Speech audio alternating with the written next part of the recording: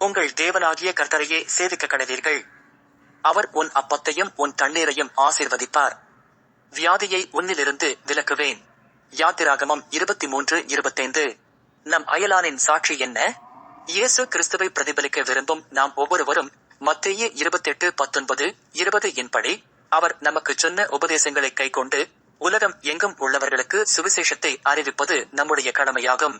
ஆகவே நாம் ஊர் ஊராகச் சென்றுதான் மற்றவர்களுக்கு சுவிசேஷத்தை அறிவிக்க வேண்டும் என்பதில்லை.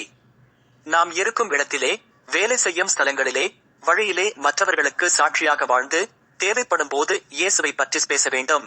எனவே நீங்கள் இந்த பிரபஞ்சத்திற்கு ஒத்த வேஷம் தெரியாமல் தேவனுடைய நன்மையும் பிரியமும் பரிபூரணமுமான சித்தம் இன்னதென்று பகுத்தறியத்தக்காக உங்கள் மனம் புதிதாகிறதுனாலே மறுரூபமாகுங்கள். ரோமர் 12:2. எனவே தேவன் நம்மை தெரிந்து கொண்ட நோக்கத்தை நிறைவேற்றும் பொருட்டு அனுதினமும் அவரை துதித்து பாடி வேதம் வாசித்து ஜெபம் செய்து சகோதர ஐக்கியத்திலே நிலைத்து நிற்போமா? இவ்விதமாய் மனுஷர் உங்கள் நற்கிரியைகளைக் கண்டு பரலோகத்தில் இருக்கிற உங்கள் பிதாவை மகிமைப்படுத்தும்படி உங்கள் வெளிச்சம் அவர்கள் முன்பாக பிரகாசிக்க கடவது. மத்தேயு 5:16.